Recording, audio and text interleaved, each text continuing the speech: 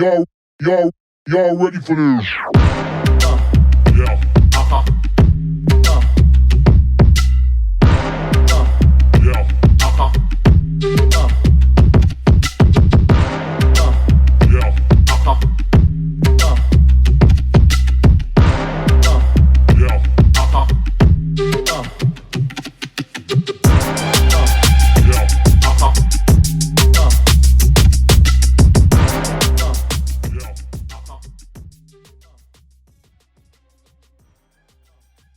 Look out, Mount Midoriyama. Tom O'Halloran is on the island.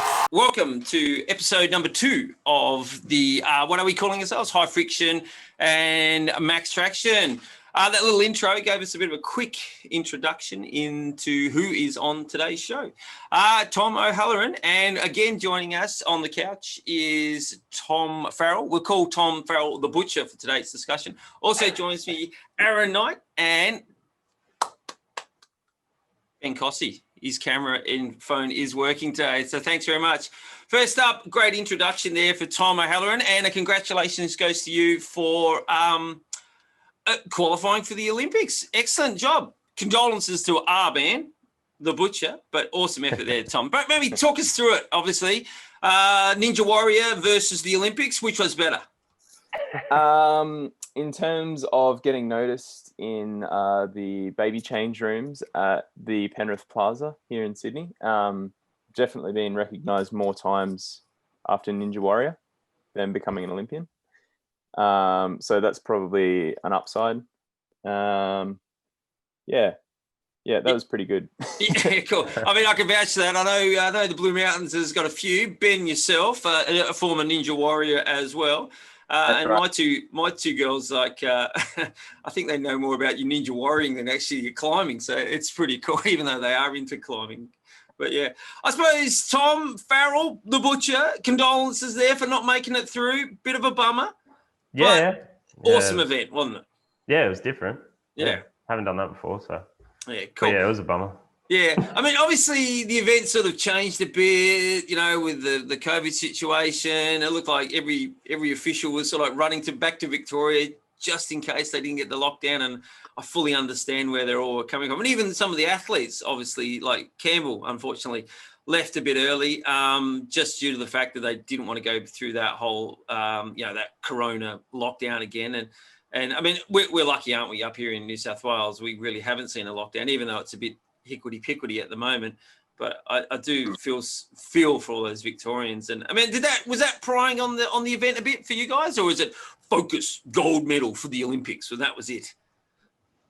It was definitely stressful a couple of days before. Like, you didn't know what was going ahead and all that stuff, but in the end, it didn't really change anything too much, other than a few less people, but still some handy chaps there. Yeah, cool. And how about you, Tom? Yeah, I reckon the thing I tried to do through that whole situation is just like, what can I control in this situation? And what I can control is like what I'm deciding to stress over, and whether or not the comp goes ahead due to, COVID restrictions or whatever. It's like, well, I can't control that. It'll happen. If it's going to happen, it's going to happen. So I'll just like make sure that I'm still being as prepared as possible if it goes ahead. And then on the day as well, everyone's kind of freaking out and stuff. And you're like, I'm just going to stay out of the drama of what's going on. So yeah, it was a bit of a bummer though to have that kind of tinkering along in the background for everyone. Like, Campbell was a bit of a mess on that Sunday morning because he had personal reasons why it was a good thing for him to leave. And yeah, just the Melbourne climbers and Victorians, like, they've gone through that lockdown for like 4 months or something. And the idea of then finally coming out of it and then getting into Christmas and needing to be in lockdown again just would have sucked, or quarantine for them. So yeah, you can understand, people making that decision to spend time with their family over that time. And yeah, definitely. I mean, I know Campbell's gone out just over the last few days, and he's poured his emotion out there, and it would have been extremely hard that he's built up for this for the last 4 years as soon as it was announced. Not saying that you guys haven't either, but obviously he wears his heart on his sleeve, and was so sad to see it sort of, I suppose, end like that for him. But we got Paris. I mean, Tom O'Halloran, you're still in the mix for Paris, but I think the Butcher, you over the hill. You've passed that age, haven't you? Yeah. This was your golden opportunity. The Butcher's gone out to pasture. Yeah. You got to go get some nice cuts of land with the beach. Florida. To where? Florida? Florida. Yeah. Yeah, we might not be going there. Oh, Yeah, yeah. cool. But I suppose. I reckon you have a look at James Cassay's performance on the weekend. He's what, like 37 or 38? Man, Tom will be going for like the Brisbane Olympics in 2032 or whatever they reckon. Yeah. Like, right, he's Physically, maybe. Mentally, not. yeah. Yeah. I think that's it with climbing, isn't it? I know Aaron obviously is our mountain runner who basically slogs up those hills, a kilometre of vert and 3 kilometres of distance. I mean, it's a mental barrier, that whole competition sense. I think climbers, we can be a little bit removed from the competition side of it, because obviously you could go to the crag, you spend time with your mates, you're sending the routes or the boulders or whatnot.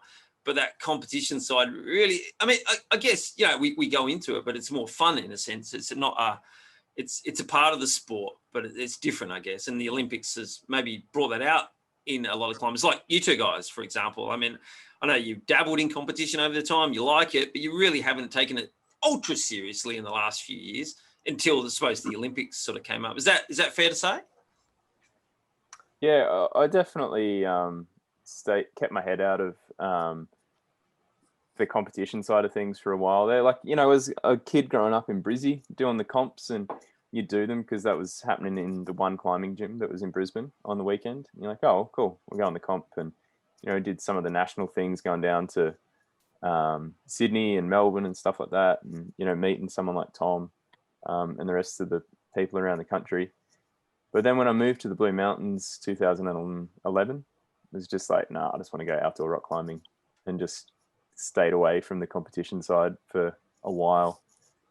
And then, the Olympics pops up, and it's like, it's hard to give up that opportunity, really. Yeah, for sure. And I guess it's probably the same for Tom. Yeah, I mean, I can hear what you're saying there, Tom. Obviously, coming from Delayed, coming from Queensland, similar sort of city, not huge amount of climbing, enough, but you come into this mecca of climbing, and then all you want to do is hit the rock, don't you? You don't want to spend all your time climbing on gyms. And I think that's where the Melbourne climbers, say Campbell and Osh, and the whole scene down there have basically somewhat forced to, train inside, and they love it. And they're awesome at climbing and that. But I mean, we're lucky, aren't we? We've got the stone up here. And I suppose, just to throw to Ben Cossey, no competition scene, no Olympic aspiration. What was going on? Did Ninja Warrior get in the way? No. I think when Tom's kind of word on the street that they were psyched on doing it, I thought, oh yeah, I guess it could be fun. But I guess I've never been one to be too excited on comps. I like bouldering comps and that sort of thing, but I never I never took too much joy in on-site comps, and the speed was not my bag so much. But so I'd have to change what I was, in my heart psyched to do. But also, I probably wouldn't have had the guns to oh no, maybe I would have. I don't know. Yeah. What you're saying, you pulled out for sympathy's sake for us. Is what you're saying. Well, yeah, like I taught the Butcher all the cuts in. I wasn't that psyched, but it's cool watching those guys be super psyched and put all their energy behind it. It's pretty radical. I'm kind of just sticking my just about the length of it. Oh, cool. I mean, obviously the speed was the killer, hey, with a lot of the traditional rock climbers. And I mean, hats off to you, Tom, for like you improve your speed astronomically. I thought the Butcher had you dialed in that. And wait a second, we might just have a little bit of footage. Let me dial it up. Just bear with me while I try and find the footage. Talk us through this, guys. Could have a really this felt like a very final important overall race ranking. in terms of how the weekend was going to play out. Basically, if whoever got, it felt like if Tom and I both got in the final for this race, it was all on for the rest of the weekend. If one of us had stuffed up at some point earlier on in the speed round, Yeah. Yeah, it was. I think Felt both like of it. us knew we were quick too, and you just can't stuff it up. Yeah. And it felt like a 3 point in some ways. Like, I don't know why, So but close. Big Tom just Farrell didn't quite. just barely taking it out from Tom I Farrell. don't know, it doesn't seem like I you- was speechless seeing that race. I don't know, it just felt like a Couldn't 3 even say point. If anything. you I'm do sorry, well, I'm very it was sorry. going to help you a lot. And if you fucked it up, It was so it would stuff you close. for the weekend. So. Yeah, I mean that's when you look at that, you sort of just think, yeah, when you're like on that, you're thinking, oh, yeah, obviously, I mean, Ben Abel didn't help you out there, Butcher, did he? Jeez, I thought he was supposed to like put a sandwich between you guys. And then when we were watching the final, we're thinking, oh my God, it's the Battle of the Toms. This is awesome.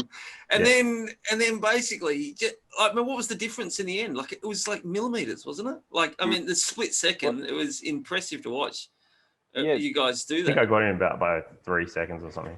Yeah. No. It was daylight between you, wasn't it? Yeah. It was like last night's run-out decision there, you know, with the Queenslander and the bat. You got to ground the bat over the line, I think. That's what it was. Yeah. Hey, no, that was, I must admit, obviously I was a bit bummed that I personally couldn't come and watch the event. But to watch it live, man, that was awesome. Like on the feed. I mean, obviously the commentator there was struggling as he suggested. I couldn't speak. You know, I probably need a little bit of training in jibber jabbering on the old commentary. But hats off to him. I must admit, he just probably your mouth was open. You had to watch you guys climb. You couldn't actually commentate. It was that close. But yeah, it was pretty cool that we both had a good run too. Like, that was probably Tom's PB. Hey. I think so. Yeah. My PB for for what's been timed and stuff. Yeah. What was the time in the end? I mean, I didn't see the times or anything.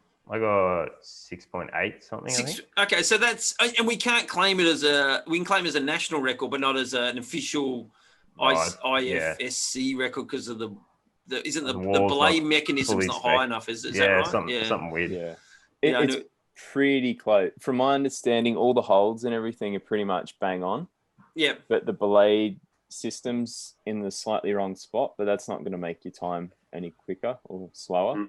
No. The buzzer is like a touch lower.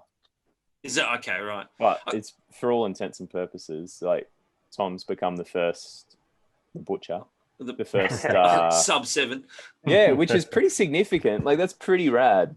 Yeah. Pretty bloody awesome. So yeah. Well, so you needed a pair of these to go sub 5 though. That was the problem, wasn't it? Yeah. Well, it's some that fit him apparently. Yeah. The sizing's all a bit crazy. You got to wear them a bit big, don't you? That's the biggest hassle. Yeah. Yeah, that's the interesting thing with the speed shoes. Like I wear 38 in my Teneas, and for my like performance shoes, and then in the which ends up being like a 5 UK, and then my speed shoes are a 6 UK. So they size up so you can just really mush on the holds. Yeah.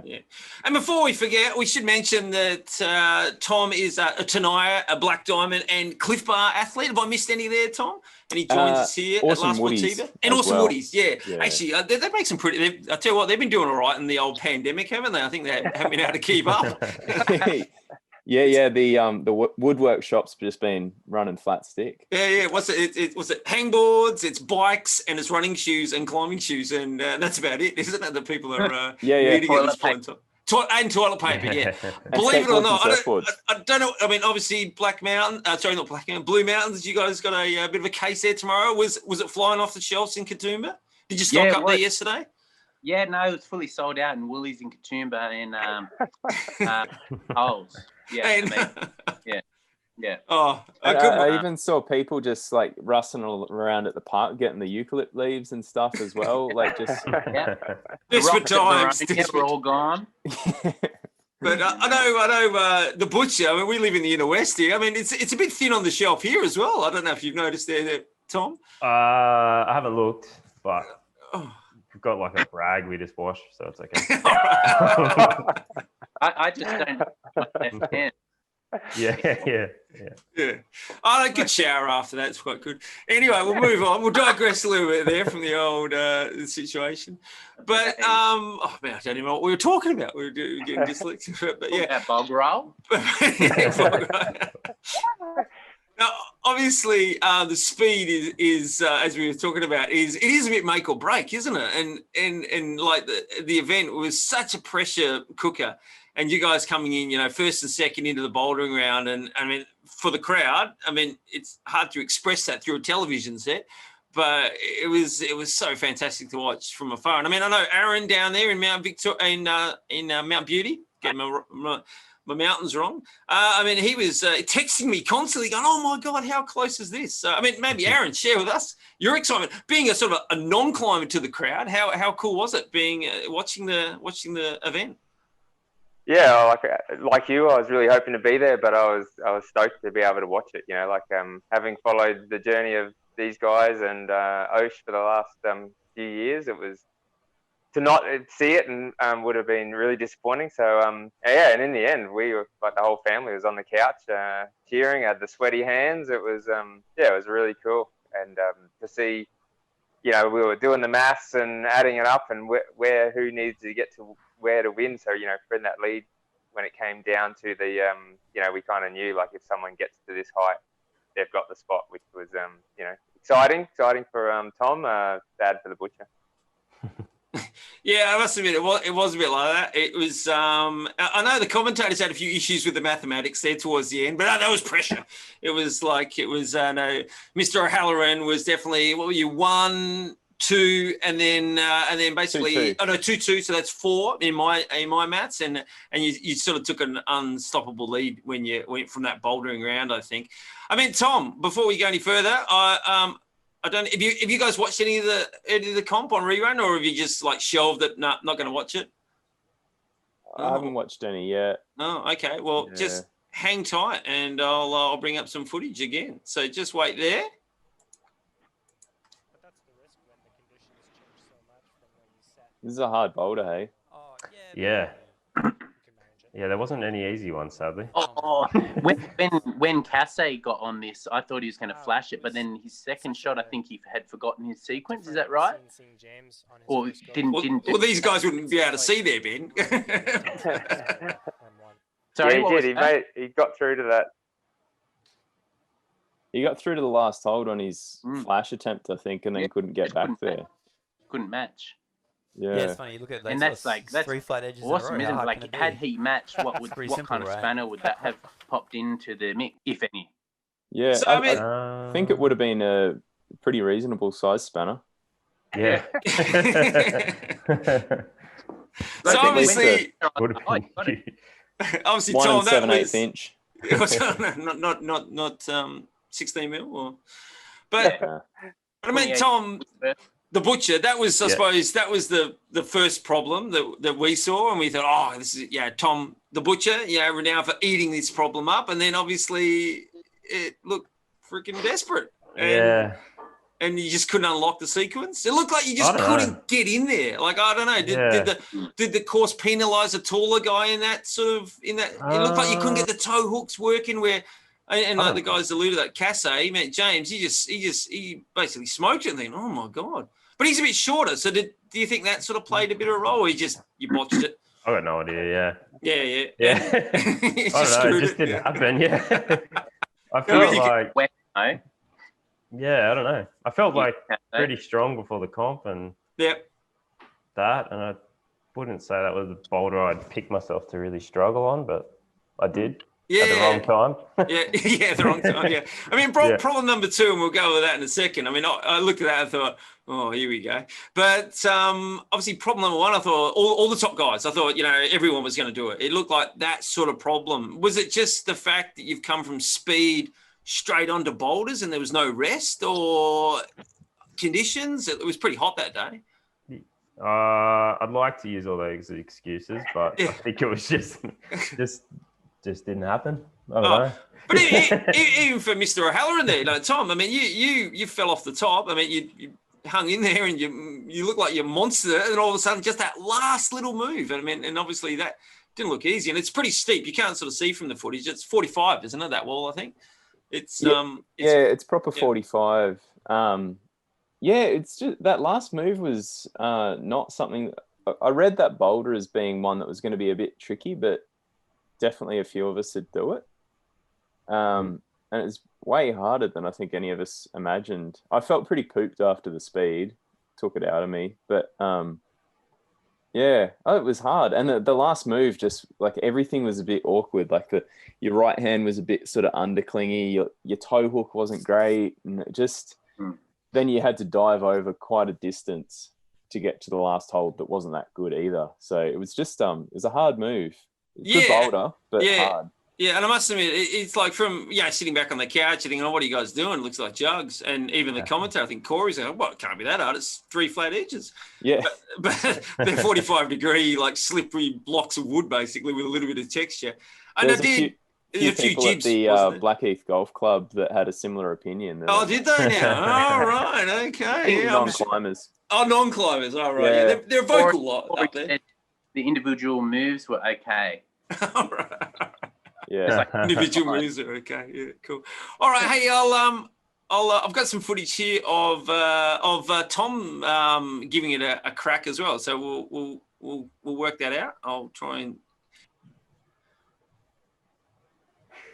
Yeah, it's always hard to know, hey, with those feature wrestling climbs. Like sometimes the compression and everything just works quite well together, and other times it's just no good. I think this is my first go, and you just like sometimes the sequence isn't as obvious as what you want it to be. There's a bit of time with it. Yeah. You look like you had it there worked out. Like Yeah. The old butcher, you looked a bit of a fish out of water on that one at the start there. Yeah, I just thought I'd just be able to just a hold monster. on. Yeah. And they were just all worse than I thought they were going to be. What And the then I was like, hell? oh, got to do something different. But no, I think it's going to be better. For people wondering too, like that wall's 45 degrees, and the top of those triangles are they're not flat to the angle. Yeah, they're 45 as well, because they're a 90-degree kind of thing. Oh, they're 90 degree. Put it on the 45 and suddenly they're 45. So it's like hanging on to the Beastmaker slopers. Yeah, they got a bit of texture on them, haven't they? So you should have been able to speed off in campus.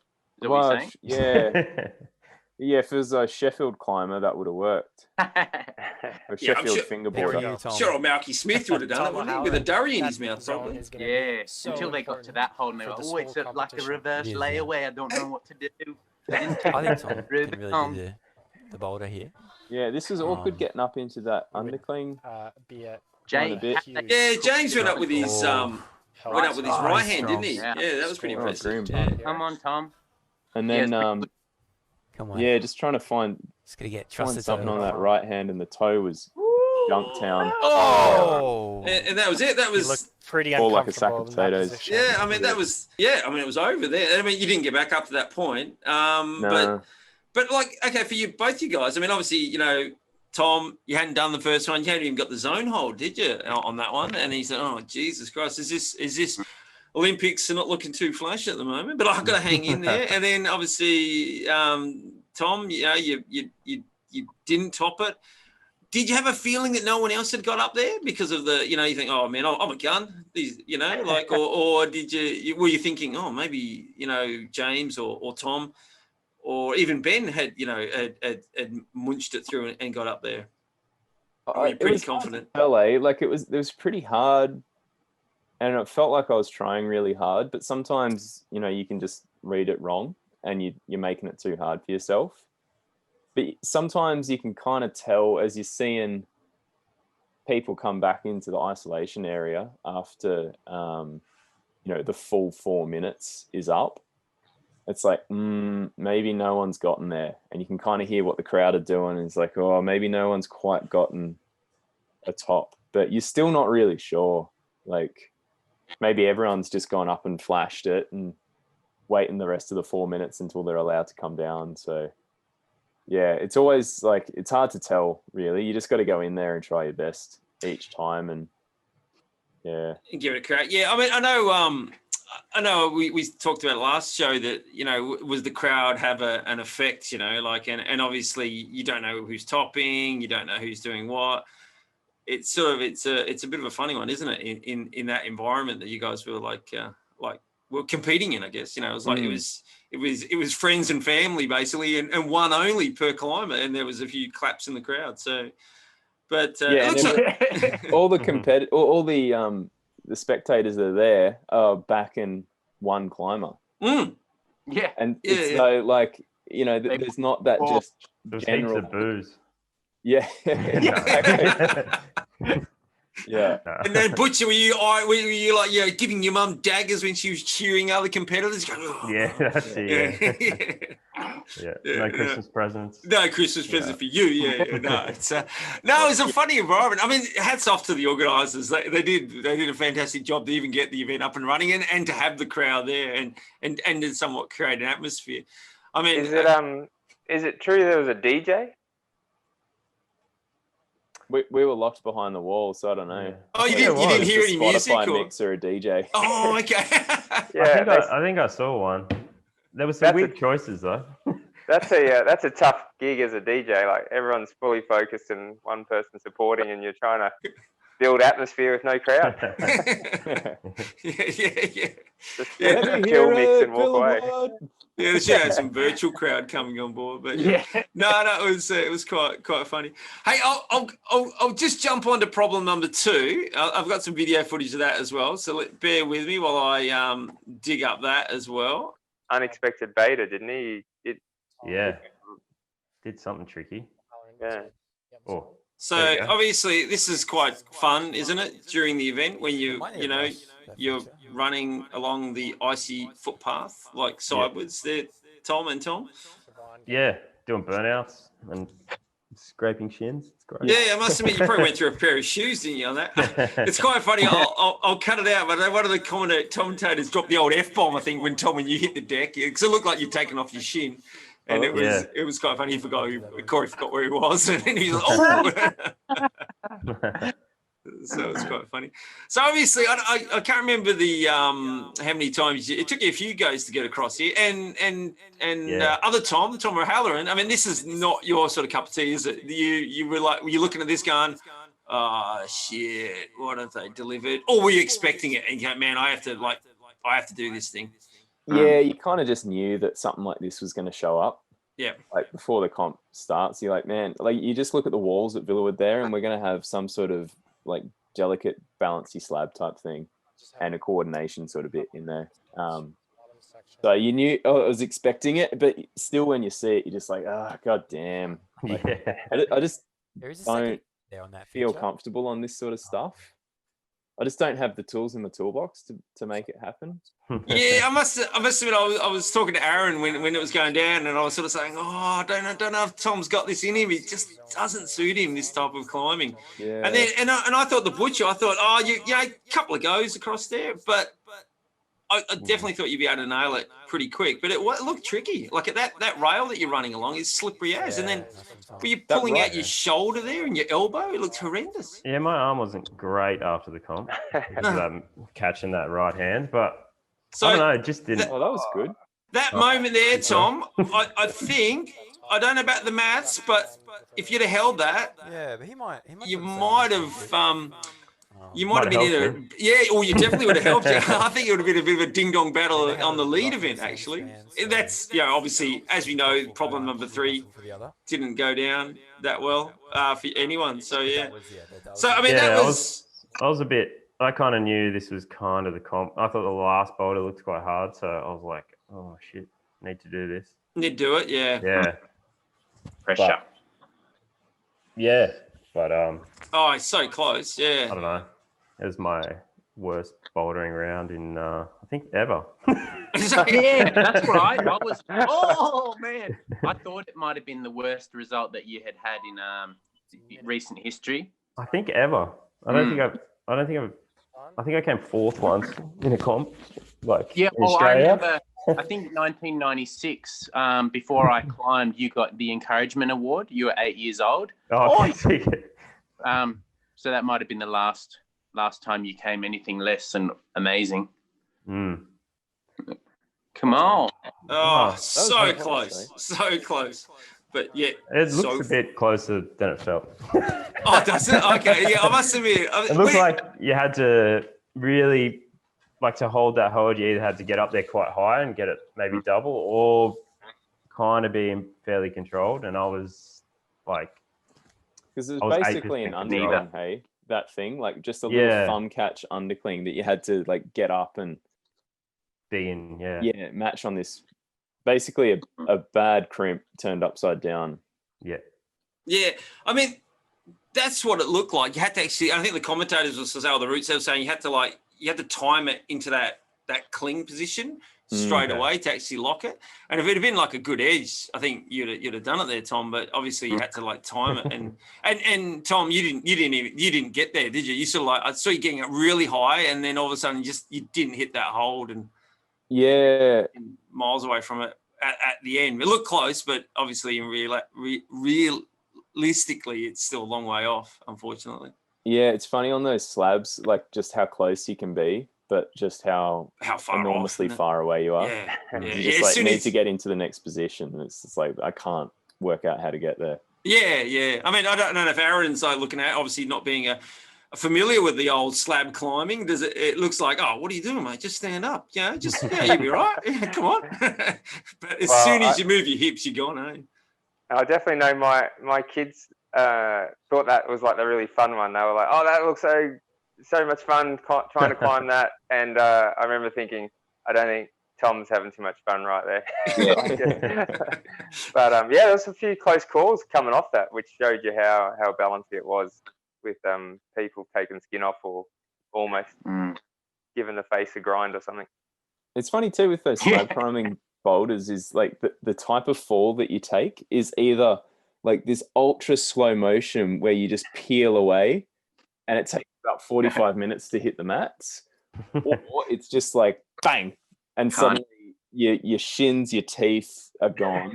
You're back on the mat going, what the heck just happened? Yeah, and the old Jack's Crackers sometimes gets a bit of a damaging. So no more children for those people who had children in the audience. Free vasectomies. Yeah, basically.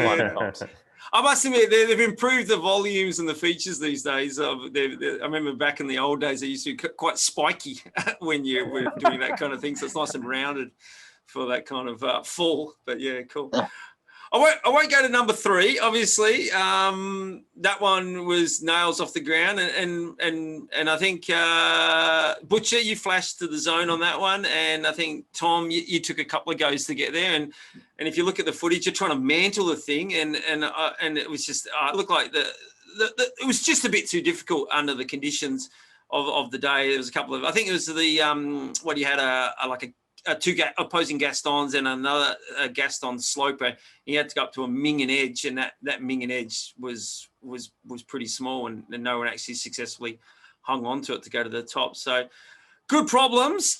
Just you guys went up to it. That's the problem, wasn't it? You let the crowd down. I know. We'll try and be better people. Yeah, try and be better. Now, I was going to say, I mean, I obviously had a quick chat to the route setters and the thing, and I think this was the first ever comp in Australia really set under the combination style format where you've had no rest. So obviously, Tom, you said you were a bit gassed after the speed, and obviously those 2 first problems, you guys are flogging yourself at them. Coming into that 3rd problem, that would have been like, I mean, there's an expression on your face, Tom. Actually, I might be able to drag it up, where you just like, I got no idea. Yeah, I think like that first boulder. So I think from us, Tom and I finishing our final speed run, it was like 6 minutes before we went out to view the boulders. And then you go out sort of one at a time. And luckily the boulders are hard, so you're getting your full 4 minutes per competitor to rest. But that first boulder was very restly and physically demanding. And then the second one it was kind of the same. Like the little skips across the slabs don't take much, but then you hit that right hand hold in the foot and it's like, and everything. Yeah, just quite hard. And then you get to that last boulder and it's very physical as well. I think straining. Yeah, and it's skin too. Like I knew on that first boulder, I had some pretty good skin before I started the boulder round. And then that first boulder, I looked down, I was like, oh shit. We got some sweaty tips here. Yeah, I think Campbell mentioned that in his post, and he goes, "Man, my skin was trashed. I just had nothing, and I imagine you guys weren't, everyone was in the same boat. Maybe not Osh. She seemed to like walk up the problems, But I don't think she fell all weekend. That was pretty impressive to watch. But it just got the impression that everyone's skin was a big factor, especially if you're flapping and you know, hitting holds that are not sticking to them. Yeah, especially that last boulder too. Like those holds, if you got sweaty tips, then they tend to pass real quick. Yeah, for sure. Yeah, I mean, yeah, it's amazing how much like just that little microscopic difference can actually make when you're doing it. Let me find the vid of Tom here on that last problem, because it's quite funny the expression you have on your face is quite cool. Let's have. Do you guys mean to wear the same shirt that day? Oh, it's national uniform, Benjamin. It's a bit embarrassing. We all showed up wearing the same thing. I was wearing the green and gold. You had the red, blue, white. You were the Soviet today. You want to be the Soviet the 6 months before and get all the the pink pills. Yeah. Yeah. Hey, it's a good question, Tom. Were you drug tested after the event? Yeah, I was, and like I saw them there just afterwards, after getting off the lead route, and was like, all right, cool. I need to start hydrating. Otherwise, I'm going to sit there for ages. And so got thoroughly hydrated, and then ended up doing a stack of interviews, and and you couldn't pee. Yeah, and then because there's only two of them there, and you know they need to be a witness for blah blah blah. Then Osh got in before me, so I'm just sat there, just like, oh god, I need to go to the yeah, it's uncomfortable. And then you just walk into the bathroom and your shirt comes up to your chest and your pants go down to your knees and you stand there in front of Gary. God, that sounds like going to the toilet in preschool again. Exactly. Yeah, with the old guy watching. So here's the point. This is. Oh, come on! How good's that? Oh shit! So I think there you go. That's the expression going. That wall's like probably 10 degrees overhung or something as well, so it's just kind of kicking you off the whole time. Yeah, it's not vert, is it? It's just overhanging. And then you're trying to mantle that thing. Good on you. Jeez, I don't know what was going on there. But so I suppose that was the bouldering done. And Butcher, you were a bit like, oh god, I'm going to have to smash these guys in the lead now to get through. Is that what you're thinking? Yeah, but it wasn't their game plan at the start of the day. No. I was like, I'd worked a lot on lead, but it's never my strongest suit, especially where the route was going to go. If it was on a steep wall that was basic, 5 meters long. Okay. Yeah, exactly. Yeah. Without a rope and some pads underneath. Yeah. No clipping. I'm sweet, but no, it's cool. I was a bit nervous. Yeah, I must admit, Villawood's got an awesome wall for comps and stuff like that, and obviously they throw it up through the roof, which is like, oh no, when a competition comes. But you expect it. You guys have been training on it, so yeah, for sure. Yeah, I think you guys had the nicer part of the wall. The girls had the more the roofy sort of section on their route. So I think you guys had the pick of the thing. But those roofs are hard. I always they? feel uncomfortable in those roofs because the quick draws are quite long to reduce rope drag and stuff, and you end up kind of clipping in your chest. And we just don't have heaps of roof climbing in Australia as well, or like stuff that's super steep. So it's just a weird thing to get used to. Yeah, and you're generally pumped and frazzled up there as well. That's it. And I think you're saying, Tom, I mean, I saw both you guys clip that quick draw in the roof quite late in the piece. I don't know, did you have the bat hang in before you clipped it? And you're thinking, yeah. I was hoping that was going to work because otherwise I wasn't being a real pickle. Yeah, I was going to say then you're pole driving to the earth because the last draw was quite some far down, and you're thinking, shit. Yeah. I mean, you don't think about it on the competitions, but it was quite cool. Now I do have some footage of the lead event. Now I know for the crowds at home, and I'll share with you both Toms here because you wouldn't have seen this. Let me find that. You guys train specifically like for the time intervals between the events much? Like, did you have many sessions where you're like, okay, now it's like 4 minutes before this, I'm going to use my speed and then lead and then boulders? And then, did you simulate the comp much in your training? Not like that so much. I didn't, no. No. Because there wasn't much rest, was there? That Good was idea. the thing that I took away from the whole thing. It's just like you guys would be baked coming onto this lead route. Yeah, but Yeah. I found the first day harder when you got like too long, so you kind of get cool, and then you got to warm up again. I find that really hard. But if I just stay warm and just tinker with your warm up just in between, just do some hard hangs or some explosive moves or whatever specifics, and then. Day one was like 11 hours or something in isolation. So you had like 3 hours between disciplines. Right. And then day two, there was not more than 30 minutes between the two disciplines or, each of the sessions. Like, at least until the next one started. And, if you're starting a bit later in the pack, you get a little bit more time. But, quick turnarounds. I think I remember sorry. I just in terms of like trying to get fit for that kind of thing, I just tried to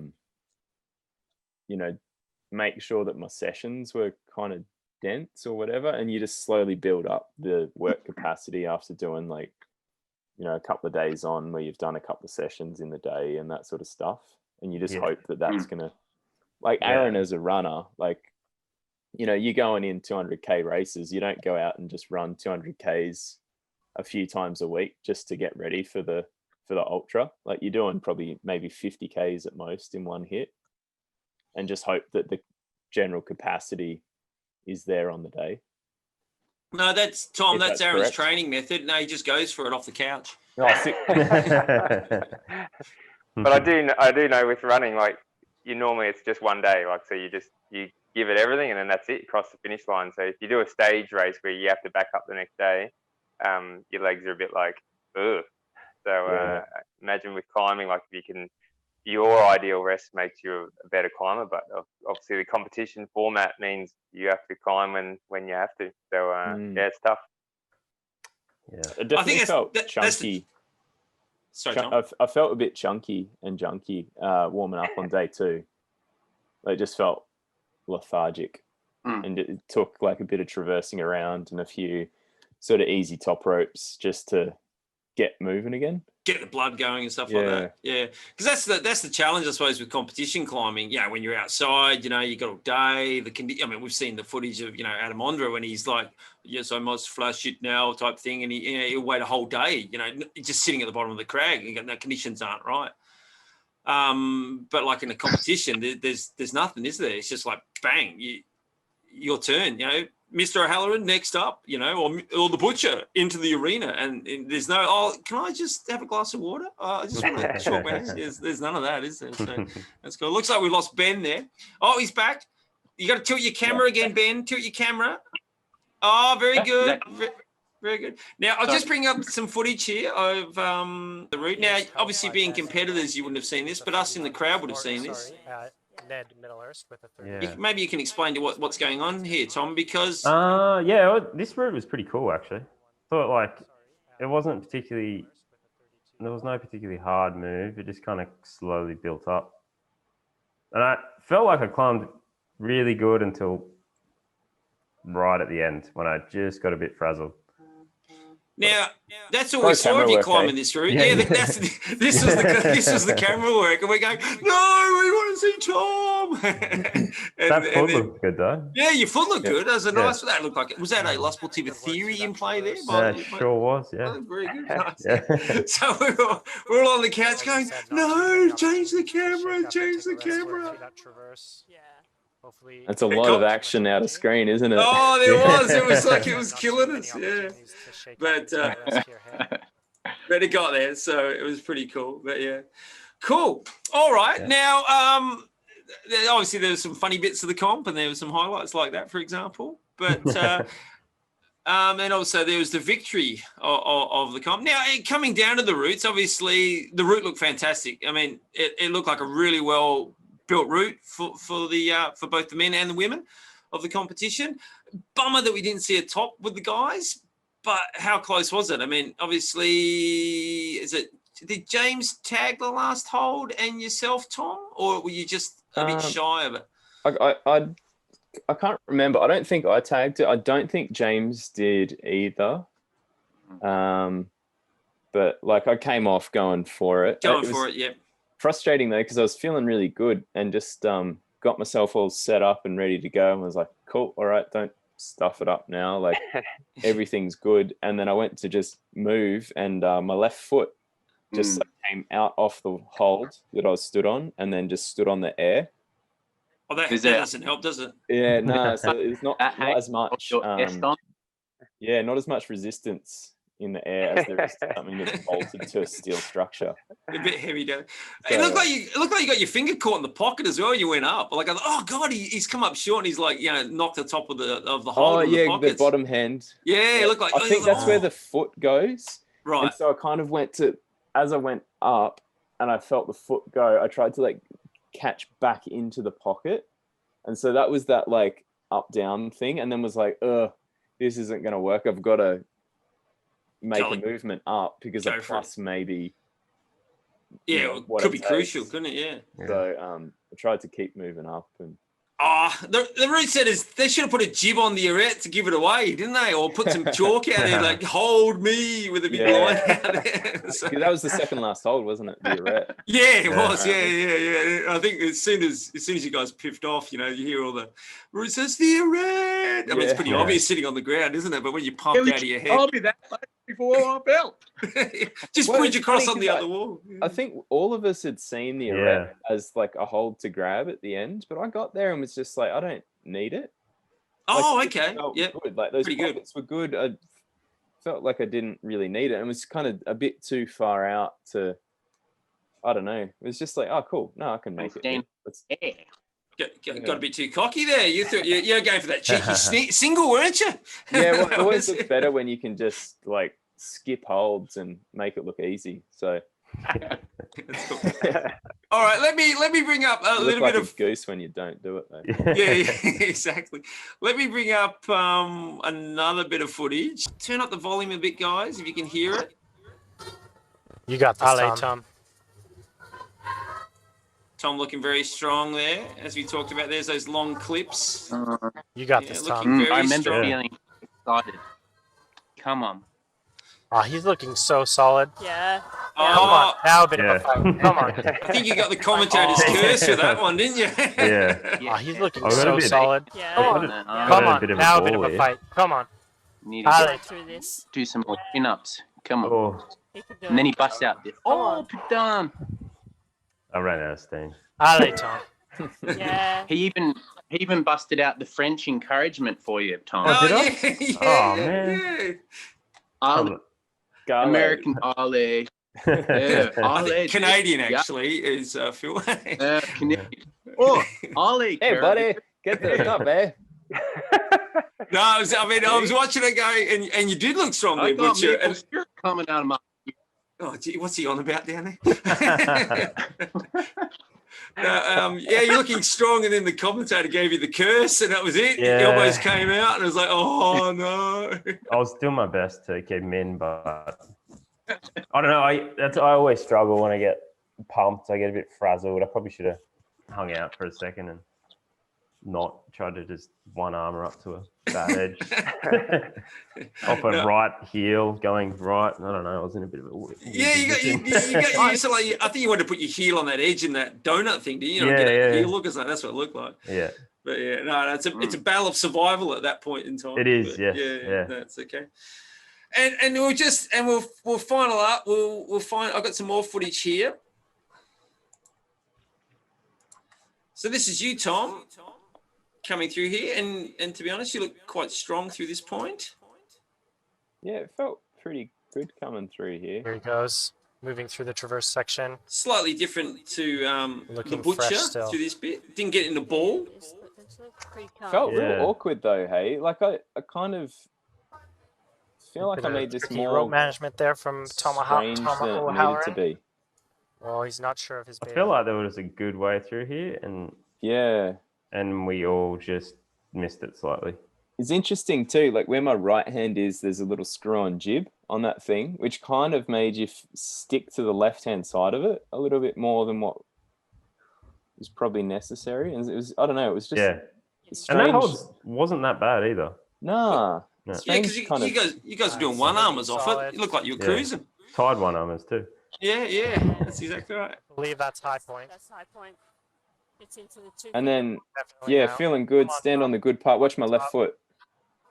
Oh, burnout. Oh yeah, it doesn't really work, Just does doesn't it? really. Yeah, I just went to like rejigger it and brought it off.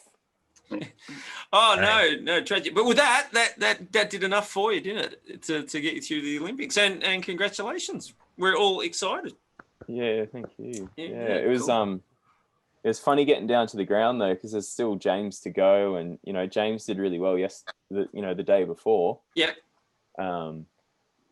And you just kind of like, oh, people are like, oh, you know, you've got it. And it's like, what does that mean? Like, is that because I did my best to not look at any of the maths of, you know, who's going into what section between the rounds. It's like, I don't want to know who's in the lead. I don't want to know like what the math is and what place I need to come on the route, because there's no point in trying to go like, I'm just going to pull on and do my best. You got to go to the top. Yeah.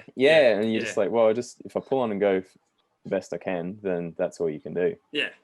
And I suppose with that was basically, it was 2 times 2 times 2. And so obviously my math, since I have studied mathematics, is 8. And with that you won that, yeah. But I suppose, so I wasn't sure how James, like, because I don't know if you guys had watched the European champs, and with Sasha Lehmann right at the end, like he was in first with one lead climber to come out, and the last lead climber wasn't, you know, an amazing lead climber as such, but then he just blitzed it, and this dude topped and won the lead round, and it totally disrupted all the scores. Yeah, okay. So I was a bit worried that might happen if James came out and won, and then suddenly I wasn't sure where he'd gone in the other rounds, and maybe that was going to stuff everything up. And because I know it happened in America, didn't it? Like the exactly, it was a speed thing. It came down to the end, and I know you're a little bit slower as a lead climber than the other guys, so I'm sure that was playing with your mind as well. Going, 2 tops, I'm going to lose it because I didn't climb it fast enough. Yeah. Oh, speed in the lead. In the lead, yeah. It goes back to timing on the route. Yeah. But I think like all of us, when we were reviewing the route, it looked like it was going to be something that was it was going to come down to like proper points rather than time. It didn't look like it was a route that was going to get 16 tops or something. Yeah, when they were, you came out and you did it, and I saw some of the early guys go off. You sort of think, you three, the three, you know, the 2 Toms and James. I thought, you guys will be getting close to this. If Campbell would have been around, I dare say he'd have been up on the top as well. Too. Yeah, it was a bit of a bummer that he wasn't there just to disrupt the mix a little bit. You know, like you just put a bit of, you know, it would have been good just to like a bit of fly in the ointment. You know, he should have. Tom, you didn't pay him enough money there to stick around as a teammate. What's going on? You know, jeez. No. Actually, yeah.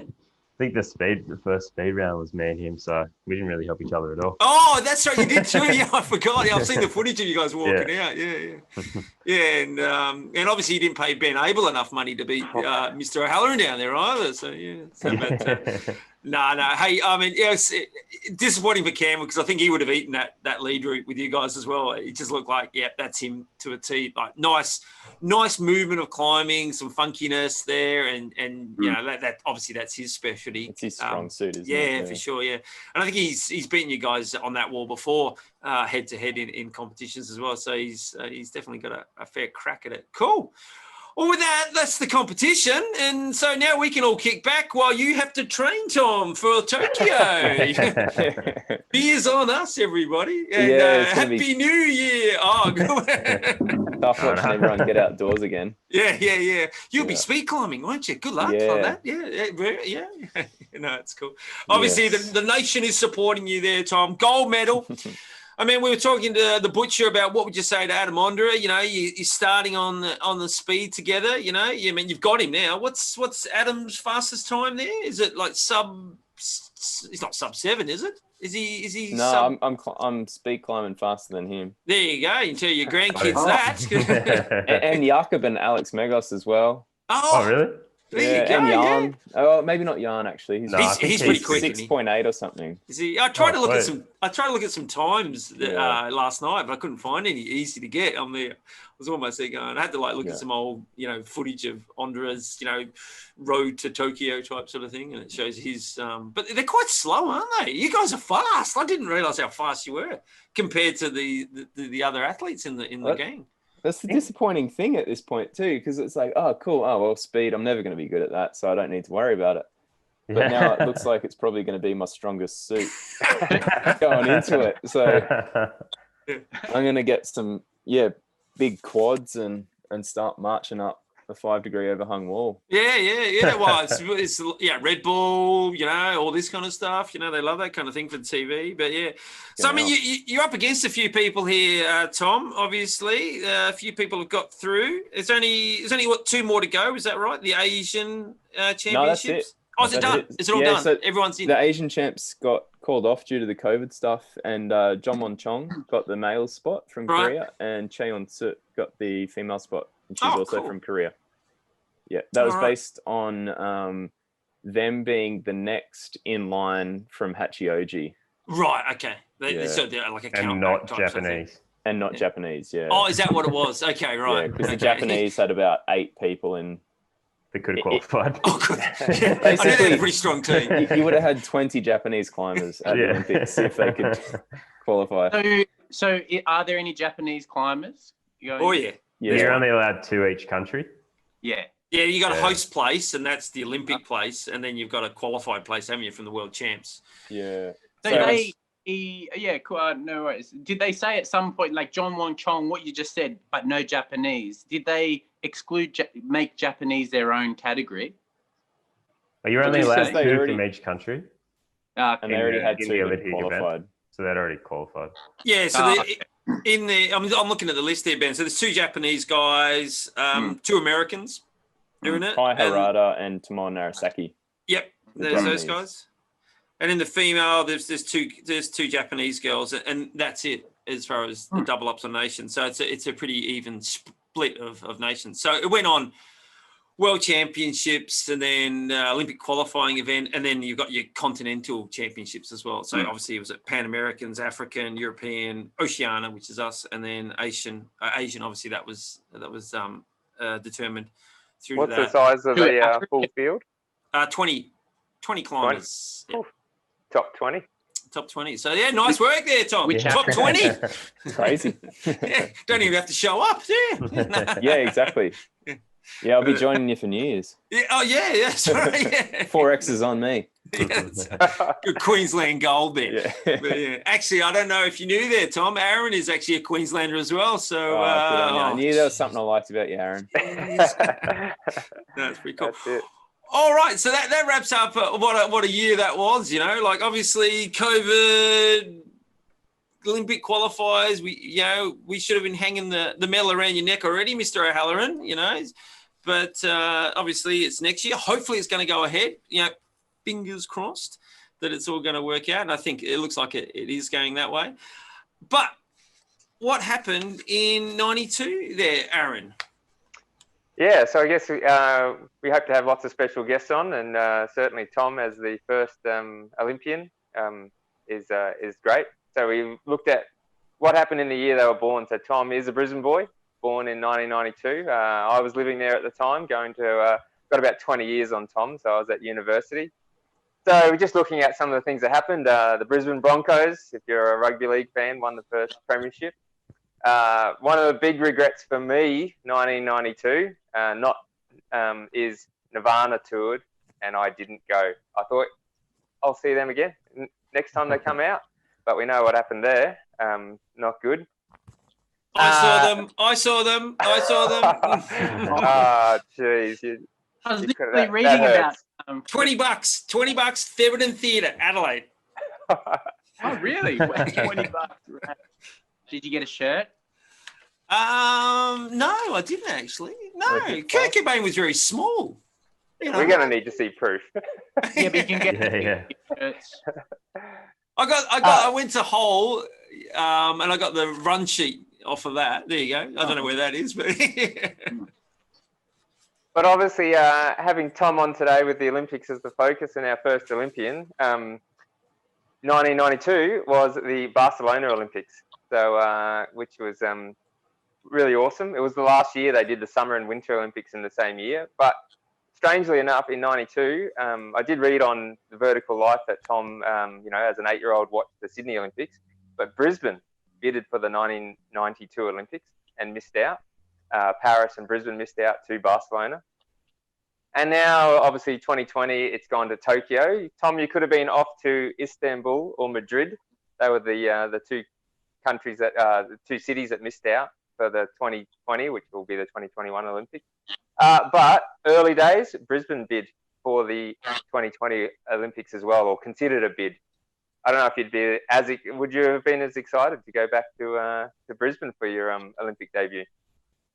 Oh, it would have been kind of fun in a way, but I think that the cool thing is just like going and experiencing something different. Istanbul would have been cool because it's not somewhere that you would have gone ever. Yeah. But it'd be kind of cool to watch that. Yeah. Tokyo's good though. Japan's pretty rad. I like Japan. I went there for the first time last year for World Champs, and it's like, this is somewhere to come back to. It was a pretty special place. You're not a veggie though, are you, Tom? So nah. Oh, sushi. I mean, oh yeah. Yeah. Oh. And I gone to heaven. That place is so good. Yeah, all the ramen. How much you remind me of Kramer. Oh, yeah, Kramer. Hey, and interesting, but 92, Barcelona, wasn't climbing in the Olympics then as like a demonstration sport? I'm showing my age here. I don't know if you guys know, but I thought climbing was there as a demonstration sport in 92. Yeah. No, I don't think so. But Jerry check the facts. Yeah, I think it was taekwondo and roller hockey were the demonstration sports. Roller hockey is huge in Spain and didn't make it for 96. So it's kind of cool that climbing got in as well. Like I think it got accepted to the Olympics, and you guys might correct me, but they sort of decided to make it a medal sport straight up, not that demonstration sport anymore. So that's really cool as well. So. Yeah, cool. I thought there was because I think with climbing, there's the whole winter. Is it a winter sport? Is it a summer sport? So there was always that issue with it's not about climbing mountains. It's about climbing artificial climbing structures. So it's a bit of a disconnect, I think, from the governing bodies of all the sports. Yeah, cool. And what else? Outside sport, what was the top movie, for example, in '92, and the top song? Well, I've gone personal here, not the number one. My favourite movie of all time, 1992, Unforgiven. Clint Eastwood, best movie ever, best Western ever. If you haven't seen Unforgiven, do yourself a favour and watch that. And for the song, spaghetti Western. Oh no! Yeah, after the spaghetti Western phase, had a few more dollars in the budget, I think, for that one. Yeah, it's really good, worth a watch. And just because I know, well, certainly, Clint. It's like his redemption movie from all those hero westerns where he shows a bit more reality. So, and I know we've got a few cricket fans amongst us. The Butcher definitely likes his cricket, but he would have been 3 years old. Marvelous by the 12th Man.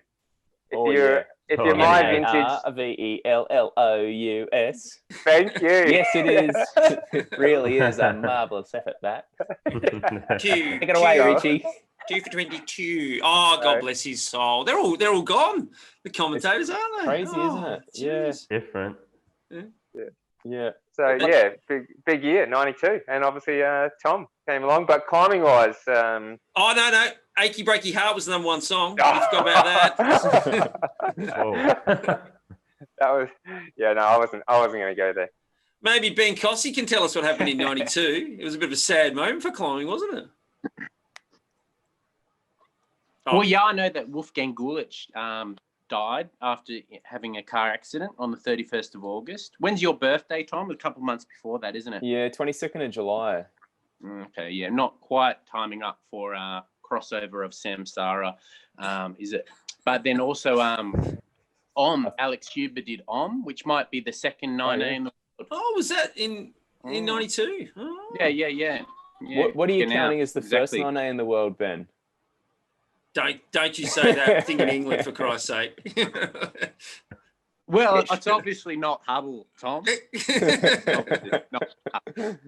I think Mr. Moon would arm wrestle you for that. No, Yeah. It's probably polished up to be 9A now, isn't it? You know, I think it's retrospective upgrading and changing all that. You know, I think Ben based it on what else was around at that time. It makes sense. Action direct 9A. Yeah. If Hubble's 9A, then Punk's is 9A. So whatever. Oh, I might take I've just had a look. Just had a look too on the day I was born.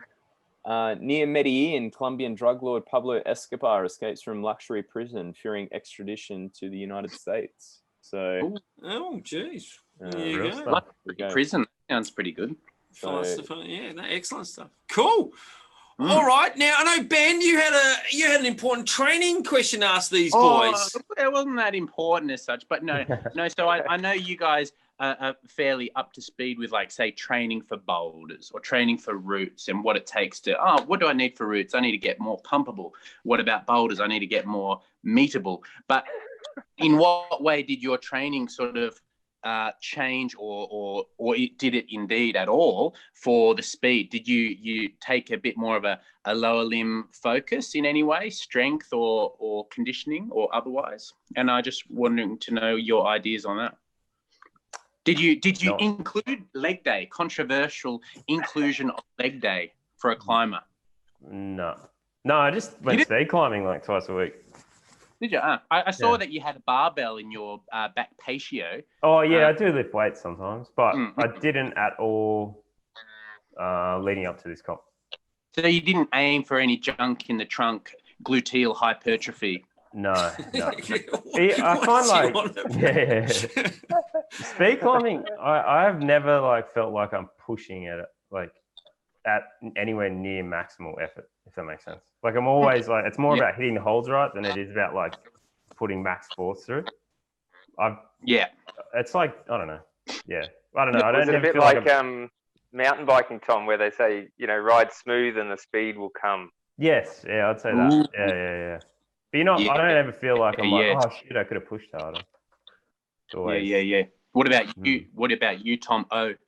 I think I'm Matt was saying, for me, I'm a lead climber and I climb a bit more slowly. I feel like I don't have that fast twitch kind of stuff going in the way that I see Tom kind of feels. I feel like Tom has. So I was trying to do some explosive kind of chin up sort of things, and just briefing down on the bar and some offset kind of explosive stuff on the campus board.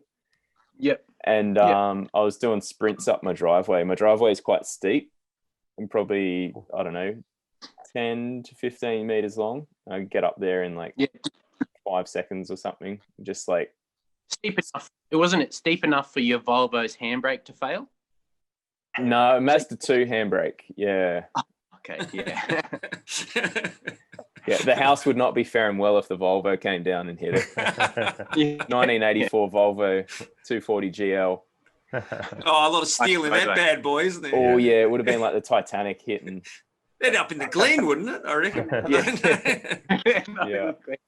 So when Aaron said whatever, better to be smooth and your speed will come or whatever, did you guys have did you guys did I get that quote right? No, close enough. Yeah. Did you guys have to toil very much with your sequence then, so that the speed would come once the flow was attained, or did you just go with it and just stick to the same sequence that you did from the outset, or did you fuss around much? Do you know initially, I had to figure one out. I just copied one by someone about my height, and then who was that? Jan Hoyer. Oh yeah. And then as time went by, I thought about changing a few things, but more, not so much the sequence, just more about how you start, and then certain points on the route, if you pull further one way, it sets you up better for the next section. So I just did really minor little changes like that, but pretty much just practice and knowing where the holds are. It just becomes you just kind of yeah, you don't have to think. You just kind of go. And I guess that's just going down to the like tying your shoelaces. You just got to go to the wall and practice. Is that the thing? I felt, yeah. I did kind of the same thing. It was funny. Jan was pretty much the person I kind of mimicked as well. Yeah. And pretty much the same as Tom, where it was just like it's time on the wall. I was getting there once a week and just doing like 10 runs up it, and just like, you're tweaking little things. Like you video yourself and just kind of see, I'm getting a bit stuck here. What can I do? Maybe I need to be a little bit more right and push on that foot so that I'm not coming over here on this hold. It's a bit more there. And because the thing is with the speed route, like you've got to move up, and any kind of lateral movement side to side is wasted energy. So if you can, I've got a bit of that in my run, like a bit of a swervy wave. You basically two points between a line is the shortest distance, isn't it? Between exactly. 2 points. It's like, a 100-meter sprinter, if they're swerving all over their lane, it's wasted energy and you're going slower. So you just want to go up. Oh, that's why it stuck Ben Johnson, wasn't it? He was swerving too much and they pulled him up. Yeah, something like that. Yeah, he was swerving. He was swerving a few things. No, it's cool. I mean, obviously, like the speed climbers, they're a different killer fish and they're a different breed. And like you guys are suggesting, it is about smoothness. It's just not chaotic craziness, is it? It's really smooth to watch these guys climb. And girls climb, so it's pretty cool. And their records are coming down and down and down. It's amazing. I mean, the guys seem to have, sort of stopped for a few years, but the girls, the female records just are tumbling, year on year on. So that's really cool. I think it got broken about 3 or 4 times last year. Yeah, I saw the latest record was in November, wasn't it? Yeah, and it was they've gone sub 7 now, which is pretty rad. Yeah. It's hi to Amy in the background there, Tom. I saw just polka dots coming through. That's cool. But with speed, it's going to be a bit like Ninja Warrior. I think like the first season, you guys just had a crack. You just used the strength you've got from climbing and went down and did it.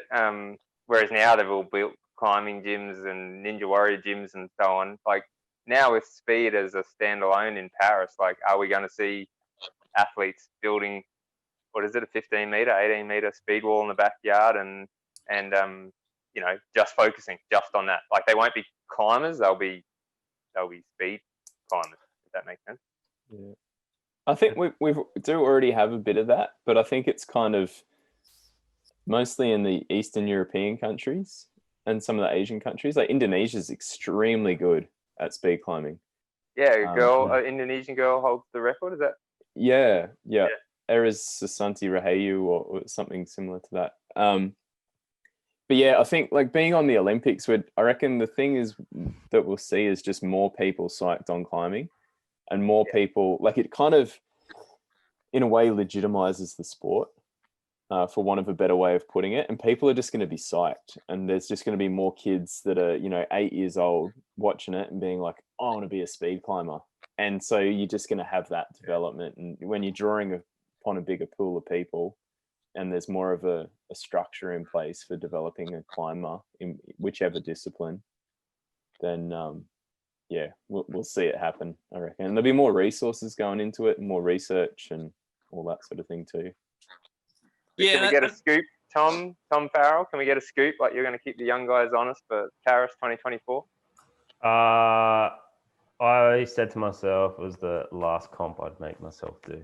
So I might do some comps if I feel the urge, but Paris would be the last comp you'd do. Yeah, the baguettes are lovely, Well played. There it is. Yeah. Oh, I do like baguettes. What a scoop! Yeah. But I'll probably be more likely to be in front than the Olympics.